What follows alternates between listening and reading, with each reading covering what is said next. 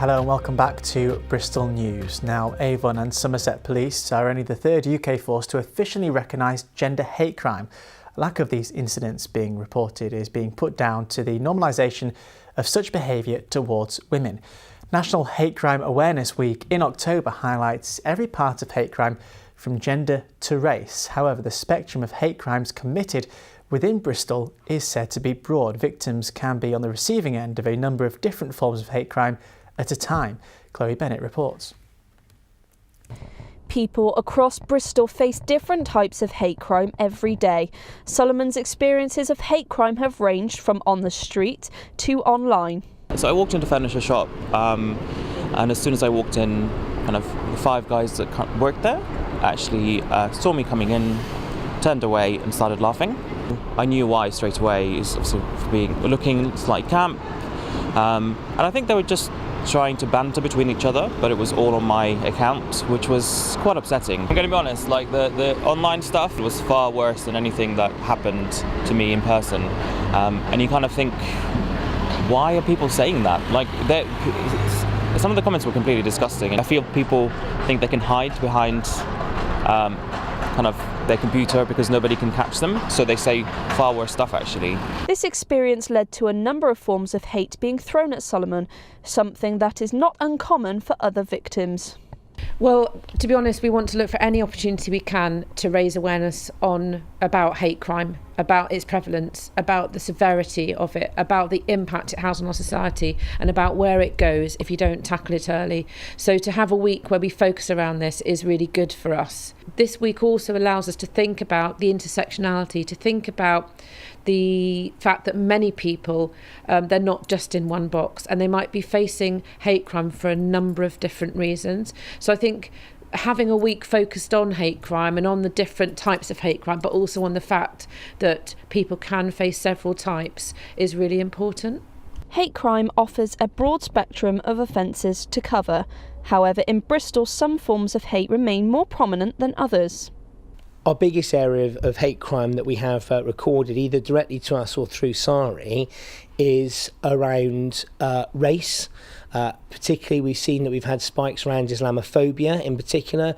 We know our biggest gap in terms of reporting of hate crime is disability related. Bristol has far too much hate crime. Considering that we are clearly a racially tolerant city, hate crime is still a big problem for Bristol, and it's something that we really want to work with all the other agencies to tackle. Only 2/5 of all hate crimes in the area are reported. This means making people aware of the fact they actually happen is becoming perhaps more important than ever before. I'm Chloe Bennett for Made in Bristol TV. Thanks, Chloe. Now, Bristol could potentially be getting its own underground transport system. A feasibility study has been announced by Mayor Marvin Rees, which is set to cost £50,000. The end goal is far from being in the bag, though, with other grand transport plans falling short of completion in the past. As well as a feasibility study, there will be a bid for cash submitted to the West of England Combined Authority in order to carry out further investigations. Yaz Cook went to find out more as yet another grand design for our city is unveiled. The wheels on the bus go round and round, but what about a new transport system underground? The idea is to have routes that connect areas such as the airport to the city centre, to the North Fringe, and to really net this city together. Mayor Rees has announced a £50,000 feasibility study to see if Bristol could have their own underground to improve connectivity in our city. We do have crises in the city, and we're working on those, but you can't afford to not keep planning ahead for the future. And what I would say is some of the things we spend money on are caused by having a poor transport system, be it poor air quality impacting on population health, be it the interventions that are needed because people are locked out of economic opportunity in the city. So actually investing in transport is an investment in people's lives. If it's possible, we move through to the next step. We do the bigger test. If that's possible and if it stacks up financially, then we have a project we can take to the world market and get investors from around the world because the financials will stack up, and then we can get it done. With lost dreams of Bristol trams and metro bus works that have caused years of disruption, it's no secret Bristol has a transport issue. But the council is also facing ruthless cuts. It's a fantastic idea. It's wonderful. I think we'd all love it. The problem is it's going to cost an awful lot of money. The price tags I've seen range between £2.5 billion to about £9 billion. And this is the City Council, it's government. Any price tag you get, you add another 50% because that seems to be the way it works. It's £50,000 for the initial assessment. Then there's a £3 million bid to try and get some money from WECA, to West of England Combined Authority, to fund this. And I have to say that's an awful lot of cash when we could, without putting a shovel in the ground. So, given the current climate and Bristol's transport rep, we'd be forgiven for remaining sceptical. Unless he digs it out himself, because I won't be doing it. What a load of nonsense. I'm considering Bristol's probably, I think it's the third city with the worst traffic. We definitely need something like that. So I've come from London, so when I lived in London I never had a car, I just travelled on the underground all the time, so I think it'd be great. It's a far ahead thing, I think. A feasibility study is hoped to be completed by November. It's therefore set to be a long while before we see any true indication or whether or not travel underground is just a pie in the sky. And finally tonight, Army veteran and rifleman Chris Ganley is preparing to take on the so-called deadly Isle of Man TT with one arm. The bike lover lost his left arm in a motorcycle accident, the other so badly broken there was talk of amputating it. Since then, Chris from Clevedon has been defying the odds and is back on his two-wheeled horse.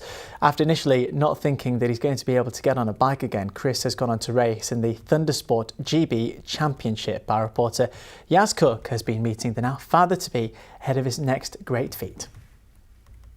Though Chris had a childhood interest in motorbikes, it wasn't until his time in the army and a trip to the track that he began thinking about racing.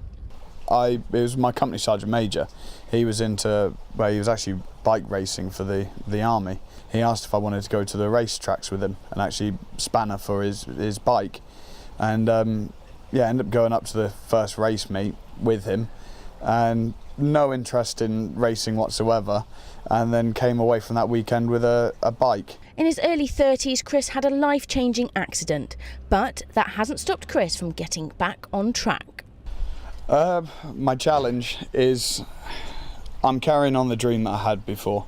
Since everything has happened, I thought, to go big, just aim for the top, go to the top league and aspire to be up with the people who I see as heroes, because that to me is the pinnacle of bike racing, and for me it's just would be a dream come true. The infamous Isle of Man TT is a potentially dangerous undertaking, but wife Charlotte says she supports him all the way. Well, I met Chris nearly a year after his accident, and he told me when we started seeing each other, and to be honest, I just thought, go for it. Especially if you can help people on the way and show people what you can do, why not? Since looking to adapt his motorcycles and telling his story, Chris has both found and became a source of support. I remember it wasn't long after I rode the bike again. It was a bloke from the States got in touch with me and said pretty much he had a similar sort of injuries, but he wasn't amputated, so he still had an arm but couldn't use it. He said that his dream was to ride again, and he said that he saw a picture of me and then went, it's possible. And for me that was a massive drive to be, I'm not just helping my own mind, I'm helping other people's minds. It's all good being able to fix the body, but you need something you're passionate for to fix the mind. And the more you fix the mind, the better your body heals. With hopes of competing in the 2023 Isle of Man TT race, Chris is set to keep chasing his dreams, on two wheels, of course. I'm Yaz Cook for Made in Bristol TV. Thanks, Yaz. Well, let us know what you think about the stories we've covered. Get in touch with us. Use the hashtag Bristol News from your City channel. Thanks for watching.